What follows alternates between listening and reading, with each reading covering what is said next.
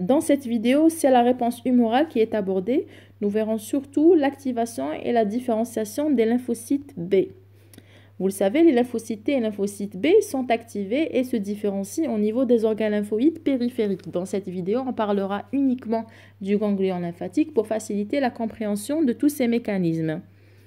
Le lymphocyte B, naïf, lorsqu'il sort de la rate, il rejoint la zone B.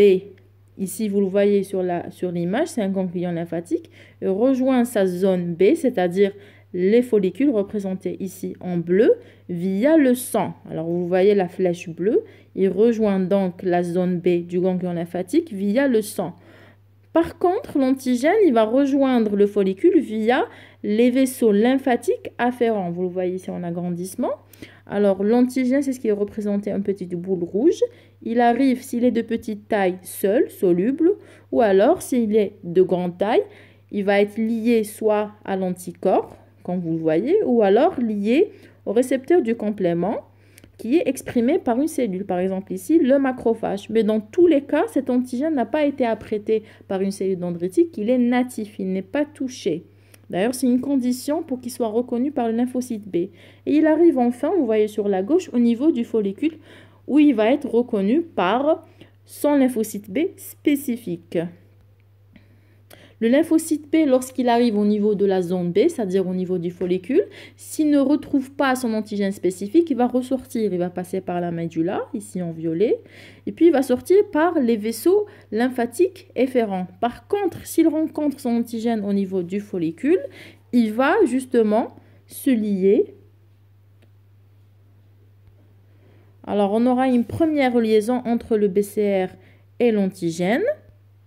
Ceci va fournir un premier signal d'activation au lymphocyte B. Ce signal va permettre de capter l'antigène, de le dégrader et de l'exprimer en surface associée aux molécules CMH2. Donc, ce premier signal induit aussi l'augmentation de l'expression des molécules CMH2. Ce signal induit aussi l'augmentation de l'expression des molécules CD80 et CD86, les molécules B7. Par la suite, ce lymphocyte B va devoir interagir avec le lymphocyte T, le lymphocyte T helper. Il va donc aller chercher le lymphocyte T helper qui exprime le TCR spécifique pour le même antigène que lui. Donc, pour chercher ce lymphocyte T, le lymphocyte B va devoir sortir du follicule. Il va y aller en zone TB. Alors, la zone TB, en fait, il va être en zone T, mais plutôt vers la périphérie. Donc là, on est sorti du follicule, c'est la zone extrafolliculaire. Alors, il y a eu le premier signal. Ensuite, on est en zone extrafolliculaire, c'est la zone TB. Il va y avoir la rencontre avec le lymphocyte T helper et la première liaison qui va s'établir, c'est normal, c'est la liaison entre le complexe CMH antigène exprimé par le lymphocyte B et le TCR spécifique du même antigène qui est exprimé par le lymphocyte T helper. On aura une deuxième interaction, c'est celle qui a lieu entre les molécules de costimulation B7 exprimées par le lymphocyte B et CD28 exprimé par le lymphocyte T helper. Ces deux interactions vont permettre au lymphocyte T helper, il faut noter seulement que ce lymphocyte T helper a déjà été activé au préalable par le même antigène. Ce n'est pas le lymphocyte B lymphocyte B, il va lui donner d'autres, il va lui fournir d'autres signaux pour qu'il exprime une molécule. Vous allez voir de quoi est-ce qu'il s'agit, mais il a déjà été activé au préalable. On reprend. Donc, ces deux signaux vont permettre au lymphocyte T helper d'exprimer une molécule très importante, c'est le CD40L, qui va se lier à la molécule CD40 qui est exprimée de façon constitutive par le lymphocyte B. Vous avez deviné, donc on aura la liaison CD40-CD40L qui est très importante pour le lymphocyte B. Elle lui permet d'avoir le deuxième signal. Donc, ça fournit le deuxième signal d'activation du lymphocyte B. Enfin, le lymphocyte B va recevoir la cytokine IL-4 qui va lui fournir le troisième signal d'activation. Donc, le lymphocyte B a besoin de 3 signaux pour s'activer. Et suite à ces 3 signaux, il s'active, il prolifère. Donc, on aura une division, on aura un amas de cellules B-phi. Ces cellules B-phi, nous sommes toujours en phase extrafolliculaire. Nous aurons une partie de ces cellules qui vont se différencier en plasmocytes à courte durée de vie. C'est-à-dire que ces plasmocytes ne vivent pas très longtemps.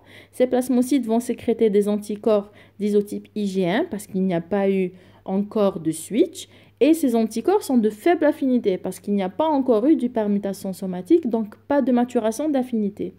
On aura une petite partie qui va plutôt, elle ne va pas se différencier cette partie, mais elle va rejoindre les follicules. Donc on aura une migration au niveau des follicules et c'est à partir de là que va débuter la phase folliculaire. Alors ces cellules filles passent au niveau du follicule. Alors le follicule, à ce stade-là, il est dit primaire. Mais une fois que les cellules arrivent à l'intérieur et s'y prolifèrent, il va y avoir formation de centres germinatifs à l'intérieur. Et à partir de là, on parlera de follicules secondaires. Donc la différence entre follicule primaire et secondaire, c'est que dans le secondaire, nous avons un centre germinatif qui a été formé. Et en fait, ce centre germinatif, il est composé de deux zones. Nous avons la zone sombre et la zone claire. La zone sombre est dite sombre parce qu'on y retrouve beaucoup de lymphocytes B-phi. Pourquoi? Parce qu'il va y avoir une prolifération. Par contre, dans la zone claire, nous avons beaucoup moins de cellules. Donc, de là, vous pouvez comprendre que ce ne sont pas toutes les cellules qui vont passer de la zone sombre à la zone claire. Parce qu'il y a en fait une apoptose, vous allez comprendre. Alors, la cellule B-phi, elle va proliférer au niveau de la zone sombre. Et cette prolifération, elle est intense et elle est accompagnée de mutations. On parle d'hypermutation somatique. Et le but de ces hypermutations somatiques est d'induire une maturation d'affinité, c'est-à-dire une augmentation de l'affinité du PCR pour l'antigène spécifique. Mais en fait, ces mutations, elles sont hasardeuses. Donc, il se peut qu'on ait plutôt l'effet inverse. Il se peut qu'on diminue en affinité. Donc, il faut absolument tester ces BCR. Et ça se fait au niveau de la zone claire. Donc là, on passe à la zone claire où il va y avoir une sélection. On va regarder uniquement les lymphocytes B dont le BCR est devenu meilleur, dont le BCR a augmenté en affinité pour l'antigène. Donc, ce BCR porté par le lymphocyte B, il va être testé par une cellule dendritique folliculaire. La cellule dendritique folliculaire est totalement différente de la cellule dendritique que vous connaissez. Elle n'a pas d'ailleurs la même origine, elle ne provient pas de la moelle osseuse. En plus, cette cellule dendritique n'apprête pas, ne dégrade pas et n'exprime pas en surface associée au CRMH les antigènes. En fait, elle va les exprimer sans les avoir captés. Donc, ces antigènes vont être exprimés, associés ou plutôt liés au récepteur du complément. Donc cet antigène reste tel quel. Cet antigène est natif et c'est nécessaire d'ailleurs. On va tester ces lymphocytes B. Si l'affinité est faible, on va retourner, la cellule B va retourner dans la zone sombre pour encore y subir des mutations. Et si toutefois cette affinité reste encore faible, il va y avoir apoptose. Par contre, si l'affinité devient meilleure, dans ce cas-là, le lymphocyte B reçoit un signal de survie et passe à la prochaine étape. Et justement, dans cette étape suivante, il y a l'interaction avec le lymphocyte T helper folliculaire. C'est un lymphocyte T helper spécial qu'on retrouve uniquement dans les follicules. Il joue un rôle uniquement dans le centre germinatif. Il va y avoir un petit peu les interactions de tout à l'heure. Nous aurons donc la liaison entre le complexe CMH antigène et le TCR. Ensuite, la liaison entre les molécules de costimulation B7-CD28. Ensuite, nous aurons la liaison très très importante entre le CD40 et CD40L qui va fournir au lymphocyte B un signal de survie, mais aussi un signal de switch. Donc, on aura ce qu'on appelle une commutation de classe. En fait, c'est le changement d'isotype. On va passer de l'IgM à l'IgG ou l'IgA ou l'IgE. Et ce passage, ce choix de passage se fait en fonction des cytokines du milieu, les cytokines de différenciation. Par exemple, si on a du TGF dans le milieu, on va avoir plutôt de l'IgA. Si on a de l'IL4, on aura des IgE, etc. Donc, au final, la différenciation, elle nous donne quoi? Elle nous donne des plasmocytes à IgG. Ce sont des plasmocytes à longue durée de vie et ces IgG sont de meilleure affinité qu'au départ parce qu'il y a eu maturation d'affinité. On aura aussi des lymphocytes B mémoire AIgG. Là aussi, ces BCR, ces IgG membranaires ont une meilleure affinité. On aura aussi des plasmocytes et des lymphocytes B mémoire AIgM. Donc, au final, à l'issue de la phase folliculaire et extrafolliculaire, on aura quoi? On aura des plasmocytes à courte durée de vie et à longue durée de vie. Ces plasmocytes vont sécréter des anticorps. Au départ, on aura des IgM à faible affinité, mais par la suite, on aura des IgG essentiellement, mais on peut avoir aussi de l'IgE, on peut avoir de l'IgA. Et ces anticorps seront à forte affinité parce qu'on a eu une maturation d'affinité, on a eu des hypermutations somatiques. Par contre, le lymphocyte B, alors le lymphocyte B, il a plutôt un rôle dans la réponse secondaire, puisqu'il porte des IgG qui sont de meilleure affinité.